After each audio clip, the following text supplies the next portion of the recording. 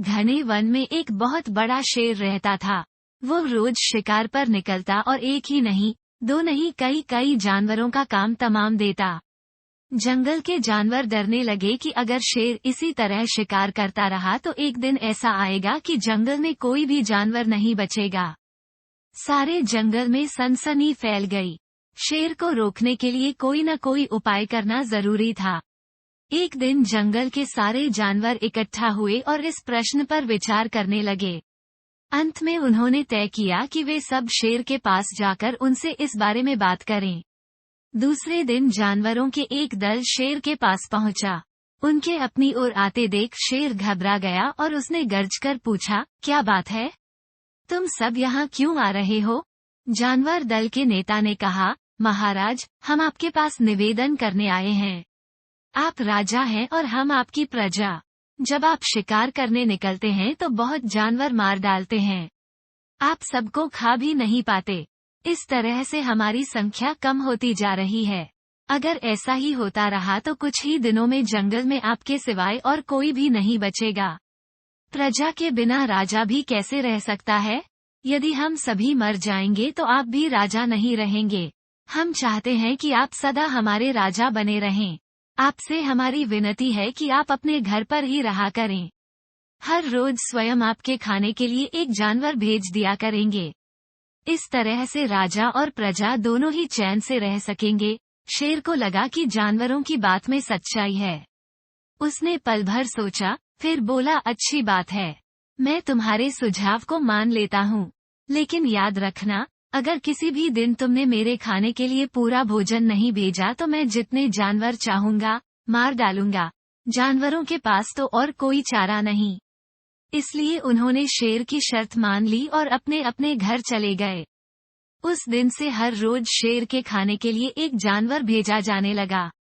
इसके लिए जंगल में रहने वाले सब जानवरों में से एक एक जानवर बारी बारी से चुना जाता था।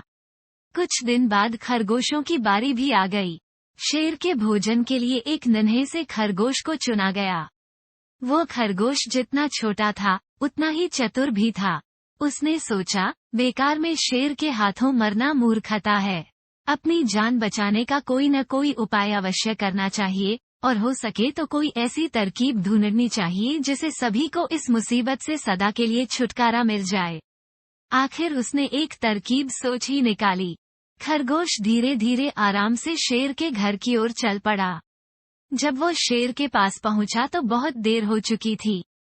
भूख के मारे शेर का बुरा हाल हो रहा था।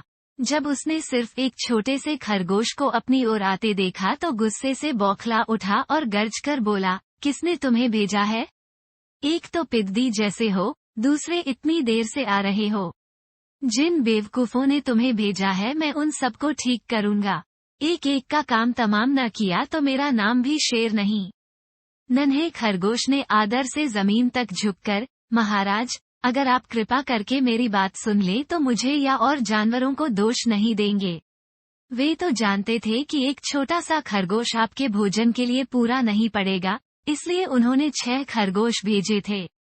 लेकिन रास्ते में हमें एक और शेर मिल गया। उसने 5 खरगोशों को मारकर खा लिया। ये सुनते ही शेर दहाड़कर बोला, क्या कहा? दूसरा शेर? कौन है वह? तुमने उसे कहाँ देखा? महाराज, वो तो बहुत ही बड़ा शेर है। खरगोश ने कहा, वो जमीन के अंदर बनी एक बड़ी गुफा में से निकला था।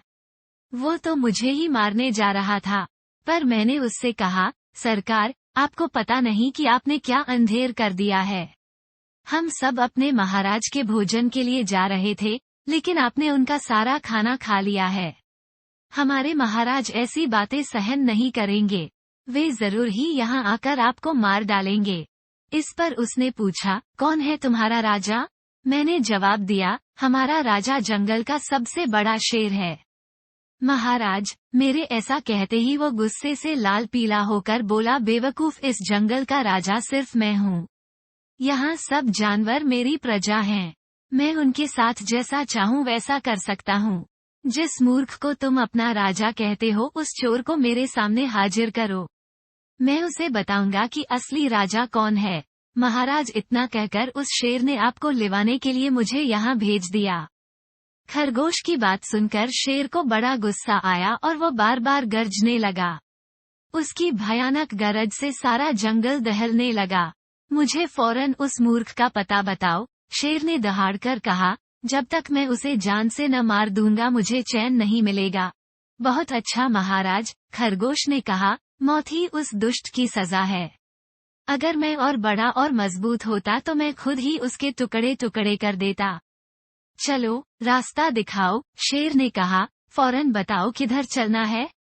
इधर आइए महाराज, इधर। खरगोश रास्ता दिखाते हुआ शेर को एक कुएं के पास ले गया और बोला, महाराज, वो दुष्ट शेर जमीन के नीचे किले में रहता है।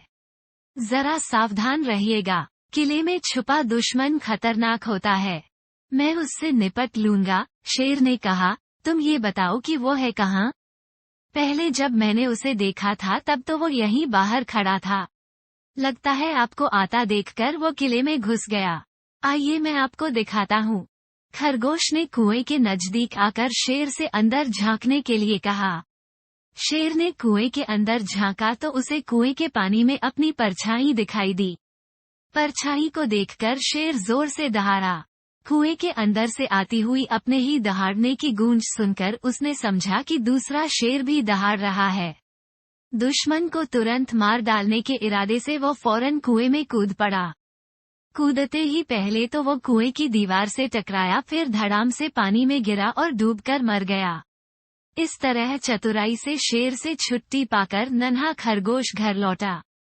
उसने जंगल के जानवरों को शेर के मारे जाने की कहानी सुनाई। दुश्मन के मारे जाने की खबर से सारे जंगल में खुशी फैल गई। जंगल के सभी जानवर खरगोश की जय जयकार करने लगे।